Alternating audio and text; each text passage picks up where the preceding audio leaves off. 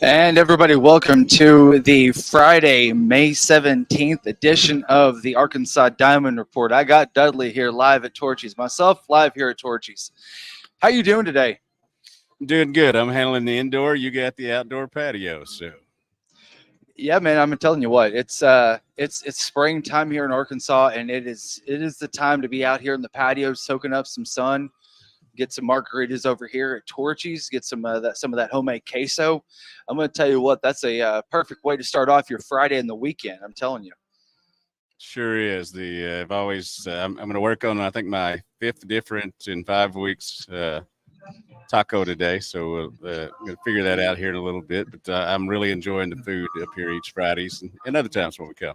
Always, yeah. And I'm going to throw this up here. This is the Spotlight Taco of the Month, the Tokyo Drifter. And I'm going to tell you what, I want to say that my wife would try this. I probably Well, my wouldn't. beautiful wife, Petra, who's here with me today, tried it last weekend, and she really liked it. So that's the proof in the pudding right there. That's all you need. Now, Dudley, I got something new for us. We haven't tried this out yet, but this is our new spot. Everybody take a look.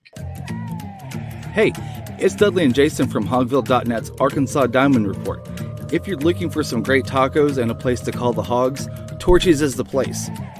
We will air the Arkansas Diamond Report every Friday at 11:30 a.m. at the Rogers location until the end of the baseball season. Join us for some damn good tacos and baseball. Go Hogs!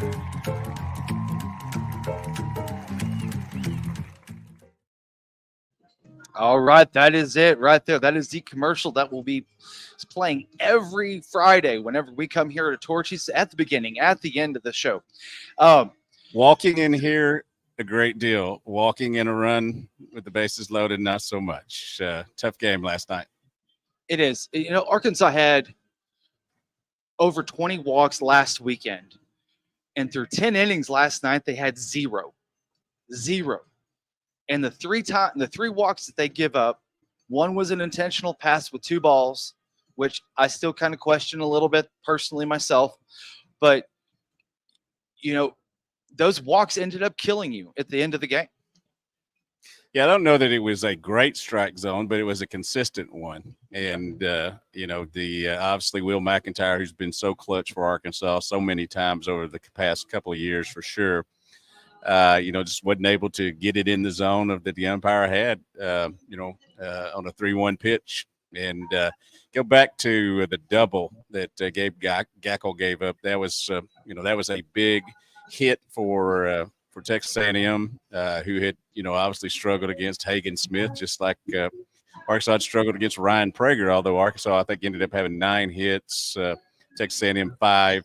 Really great pitching effort, and I didn't know if they hadn't walked in the run, there's no telling how long that game might have gone.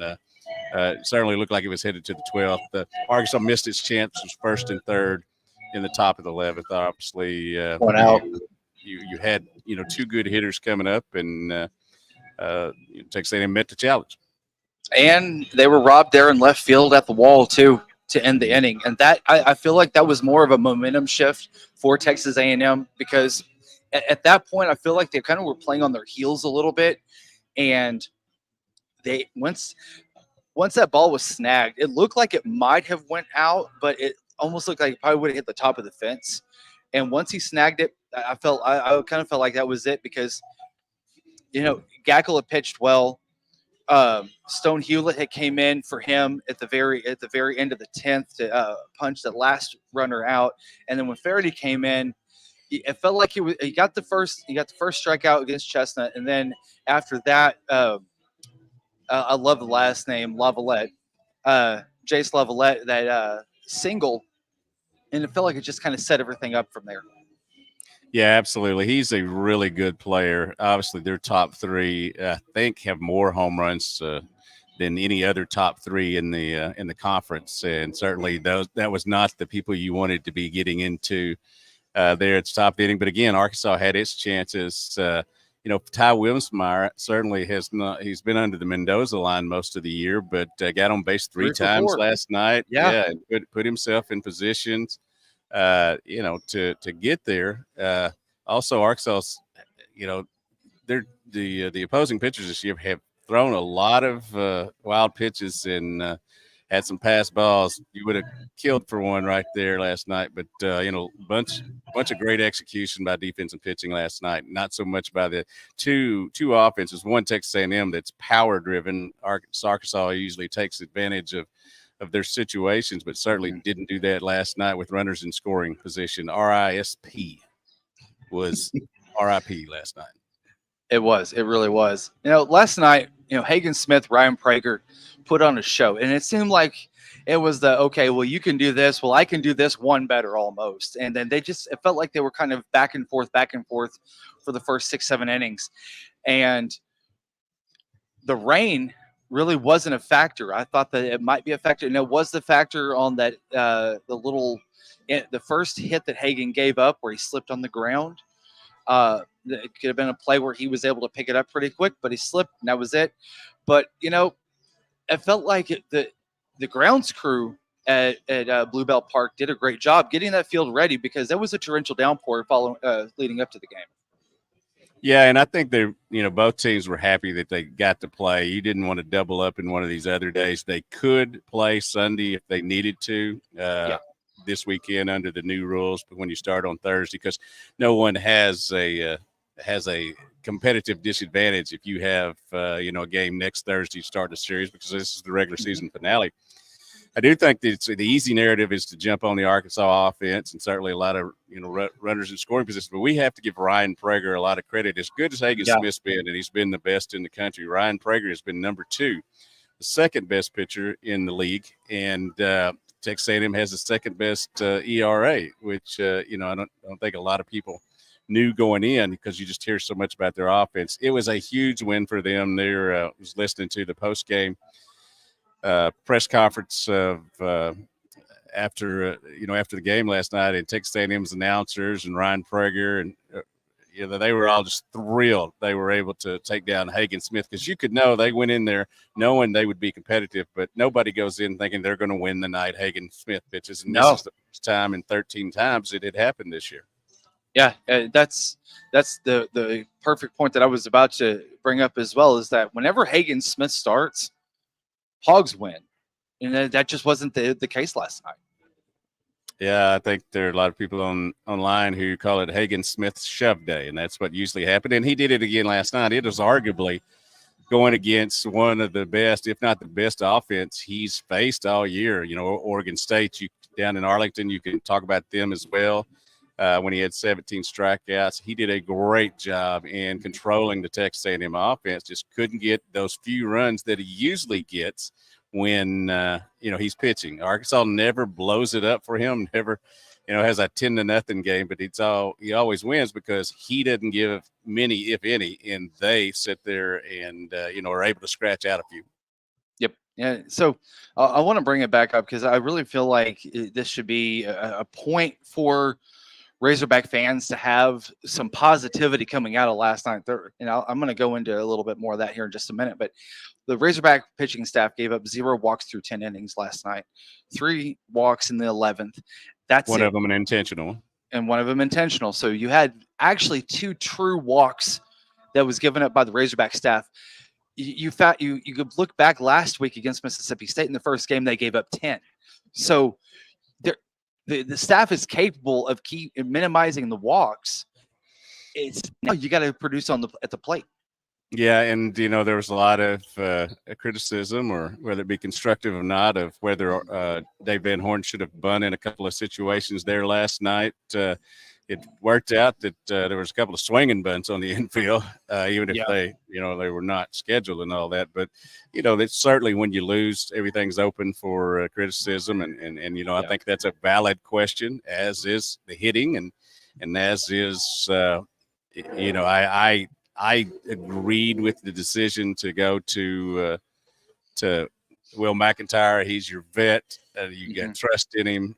He usually doesn't, walk a lot of batters. Obviously, I think they were saying he had in 29 innings has 47 strikeouts, all that. So you were going to have to, get that out of him. Geichel had gone 2 2/3 innings, which and had just given up a ringing double. So I don't question that decision too much, but certainly when you lose, everything's open to interpretation. And, I've noticed this morning already from looking and last night, really, as I was up till about 2 or whatever it was writing the story, they were already jumping off the bridge. The season's over. You out of this, you out of that. So we'll see.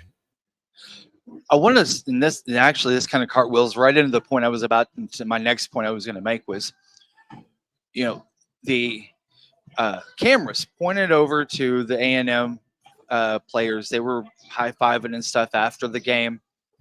And you look at the Razorback bench afterwards.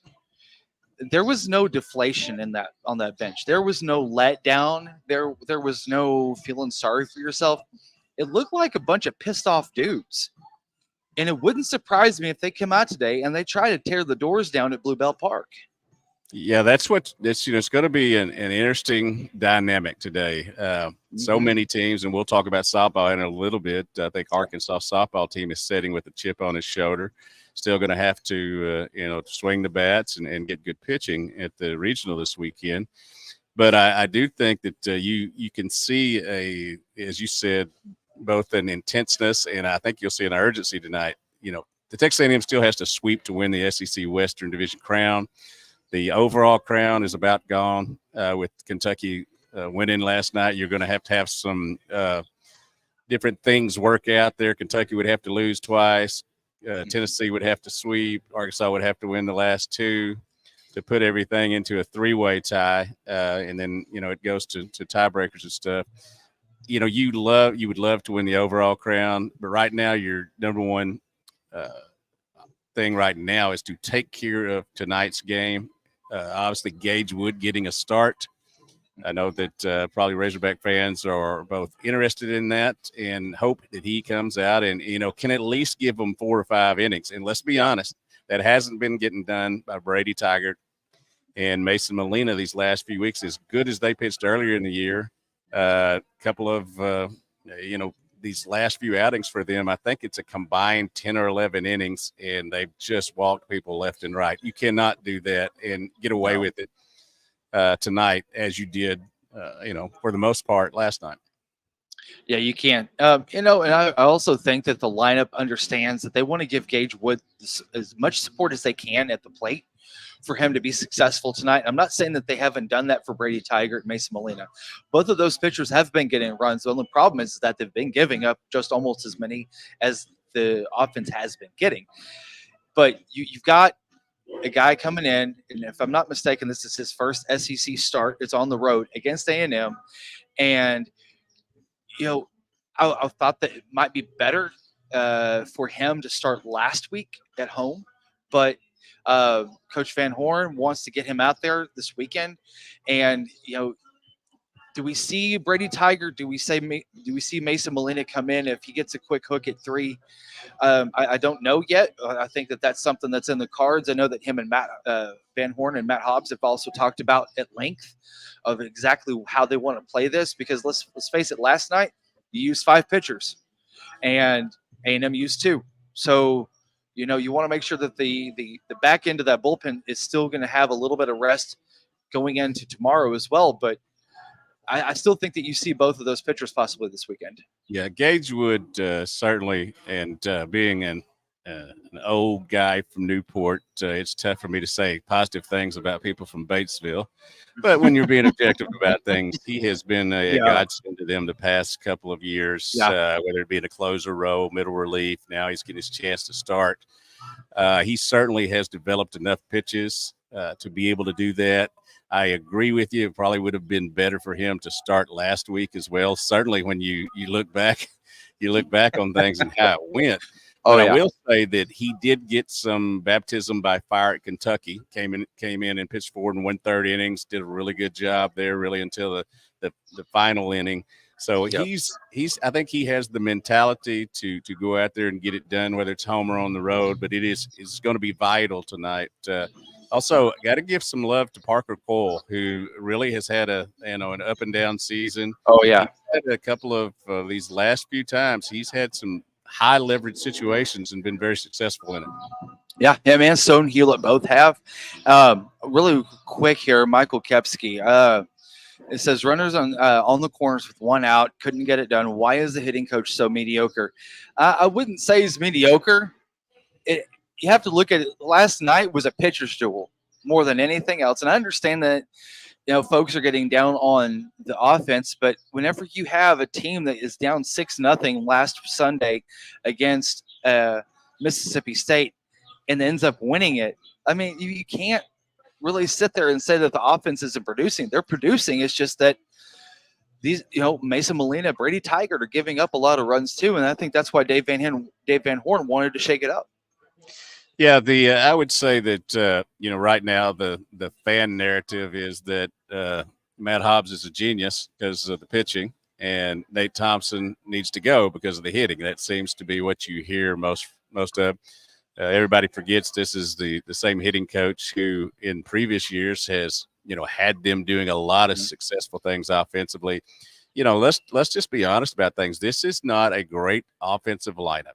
They went heavy on pitching. And that certainly has played out well for them. If Kendall Diggs is not hurt and is hitting like he normally would, I think the offense would be fine. He obviously didn't even start last night with them having a left-handed pitcher on the mound. I think we'll see two righties these next 2 days, so I would suspect he'll be in the lineup. But if he's had that thump like he usually does, and it doesn't necessarily have to be home runs, it could be doubles, triples, whatever. He's a big part of this offense that has, whether it's been his taking his approach at the plate, his coaching, or the injury. I mean, it may be a combination of all three. It's just not been the year that he wanted to, and just not been the year that his coaches and fans wanted to see. Really quick here before we go to break, a couple of comments here. John Everett Dudley, do you think Hagan might fall to the Cardinals this year in the draft at number 7? I hope so. Randy Flores, St. Louis Cardinals scout, was in the stands last night watching him. The Cardinals have the 7th pick, and I think that would be a fine spot for a Hagan Smith to be drafted by. It would, I think, it would triumph the return of Dudley and Patriot Dawson to Jupiter, Florida for spring training, to see him down there, and then on to St. Louis, as his career goes. But, yeah, I'd be all about that. Just don't know if he's going to last to 7. Yep. And then also really quick before we go to break, those sliders from A&M's lefty looked like perfect pitches to launch 400 feet. I wouldn't say they looked lost. I feel like they were fooled more than anything else, because when they were up there, those swings were not for breaking ball swings. Those were for fastball swings. And I feel like that they had the Arkansas batters kind of off tilt last night. I've obviously watched baseball since birth, I think, and love it and love all the intricacies of it. But I'm not going to sit here and say that I know hitting, to the point that I need to know it in terms of being able to make an analysis on technique and stuff like that, and approach and all that. I will say that, it's a results-driven business, whether it's the business world or the sporting world. They got it done last Sunday, did not get it done this, Friday night or Thursday night, excuse me. Today's Friday. I got to get used to that. And, it's when Peyton Stovall's hitting the ball, when Aloy's hitting the ball, Ben McLaughlin, that approach, that dynamics looks a lot better. But again, he may be right, but it's one of those things that, again, we can't forget that Ryan Prager is going to be a big-time draft pick as well. Not as high as Hagan, but both of those kids used to pitch in the same area, faced each other in high school, apparently faced each other in travel ball and situations like that. Pretty good friends, and both of them were on their games last night. They were. All right, we're going to take a quick break here for just a second. Then we're going to move on to the Arkansas Regional. This that will start today with Villanova and Arizona taking the field here just in a little bit. So we'll be back in just a second. Hey, it's Dudley and Jason from Hogville.net's Arkansas Diamond Report. If you're looking for some great tacos and a place to call the Hogs, Torchy's is the place. We will air the Arkansas Diamond Report every Friday at 11:30 a.m. at their Rogers location until the end of the baseball season. Join us for some damn good tacos and baseball. Go Hogs!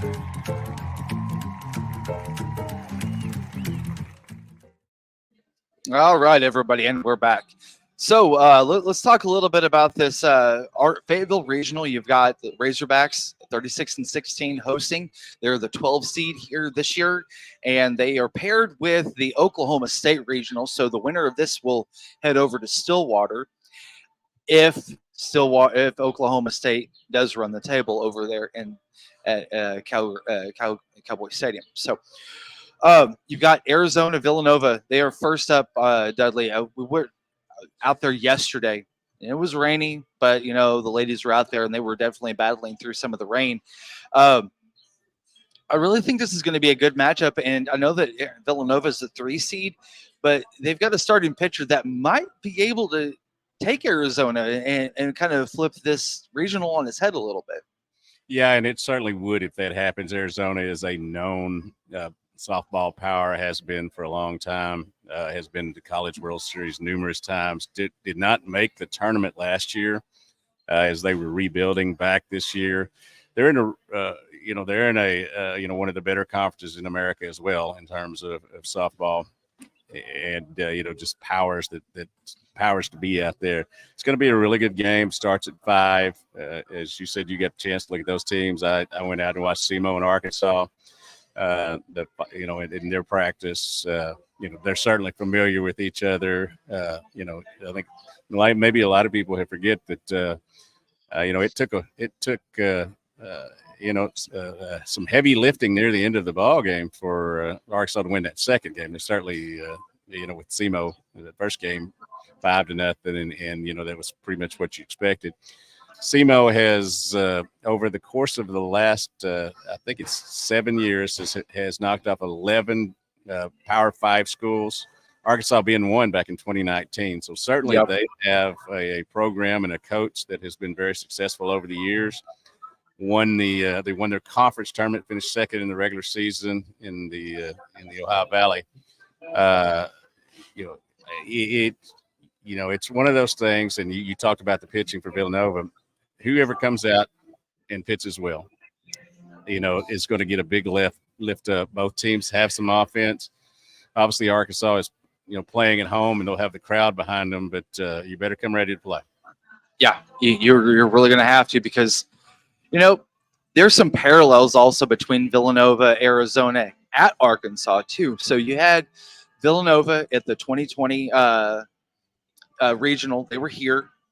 No, I'm sorry, not the regional. They were at the Woodpig Classic, if I'm not mistaken. And so they have some fifth-year seniors that actually played here. Then you've got and then Villanova went to Arizona. They didn't play Arizona at the Tempe Regional, but then you now have Arkansas, and then let me rephrase this. Villanova it was supposed to come here for a tournament, didn't happen, and so now you've got Villanova, Arizona facing each other with the possibility of playing Arkansas. And I'm going to tell you what, I felt like there was just a lot of storylines that kind of intermingled with each other. Yeah, and just to let people know, in case they don't, obviously you have these 2 first-round games today. The 2 losers of the games will play early tomorrow afternoon at 2. And then you have you could have the possibility of 2 other games if need be, depending on how Arkansas wins or loses, and all that. There also would be a game Sunday, and an if necessary game, for it all if needed on Sunday. So, full weekend of action there. I know they're hoping that the rain stays away. My meteorologist over here can check for me to see what the radar looks like in terms of weather this weekend in Fayetteville. But I know, it's always tough when you get going for the coaches. You want us, play and not have to break for the weather. But it seems like these last few years, that's been one of the things that has been involved in these situations. And I think we're kind of a refresher for Arkansas not seeing Oregon in a third straight regional, because they were in the regional with Arkansas the last 2 years. 2 years ago, Arkansas knocked off Oregon to advance to the Super Regional against Texas. Last year, Oregon returned the favor to move on to the Super Regional, and they talked about how it felt, and I think that Arkansas can reflect back and look and see how that felt against Oregon, and know that they don't want that replication to happen again. And you've got some senior leadership on this team. They just need the bats to start connecting again. If they can start connecting, I'm going to tell you what, this is the time for that to really start to have the uptick and propel them possibly to Oklahoma City. Yeah, and we go back to the fall when we had Coach Courtney Deifel on, Arkansas's coach, and she brought up the possibility of getting to Oklahoma City and thought there was potential. Certainly there is. It'd be harder to go through Oklahoma State, but if you have to do that, you have to do that. Oklahoma State's the number 5 overall seed. I'm sure if you're a coach, you're hoping somebody else knocks them off over there and you get to play at home. But you got to take care of your business in this regional first, as we know from the SEC tournament last year, from the regional tournament. Being at home doesn't automatically get you, victories, but it certainly gives you the opportunity to be in a better situation to do that. And so you'll be out at Bogle today covering the Razorbacks and at the Fayetteville Regional. I'll be out there on Saturday and Sunday as well. And I do want to say a little blip for Grace Tafoya, the communications director for the softball team. Congratulations on her move. She has taken a different position. And I know that, Dudley, you and I both have had great interactions with Grace throughout the couple of years that she has been with softball and with football. I want to wish her the best of luck in the future. Yeah, great young lady, very professional, gets her stuff done and does it in a fun manner. Look forward to, what she has down the rest of the journey here, but it certainly has been a pleasure to work with her and all of the softball and baseball people that we have the opportunity to. Very rarely in those two sports do you have personalities that get to up in themselves. That might happen in some other sports.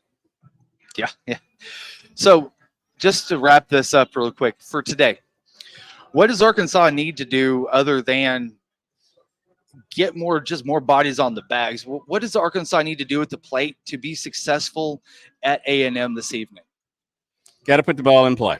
That's the big thing, I think. Obviously, we talked about you're going to need some length from Gage Wood, especially because of the pitching you lose last night, and you don't have him in to bring him in now.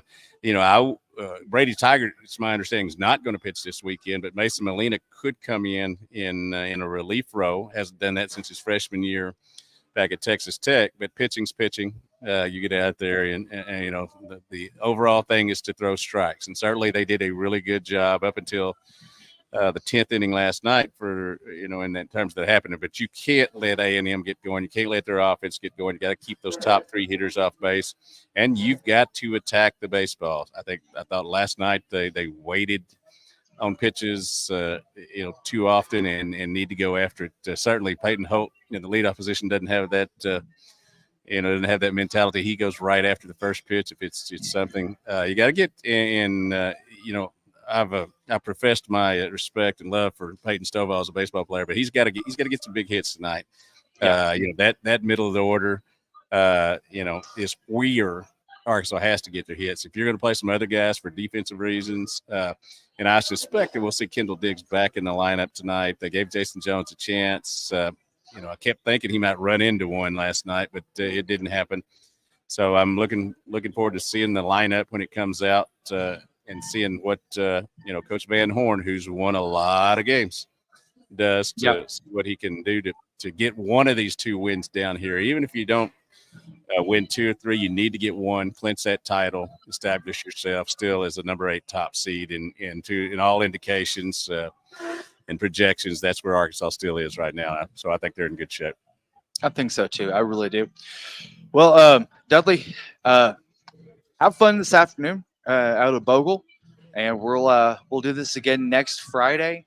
And I think we're going to have a little bit of baseball to talk about, especially with the SEC tournament rolling around next weekend.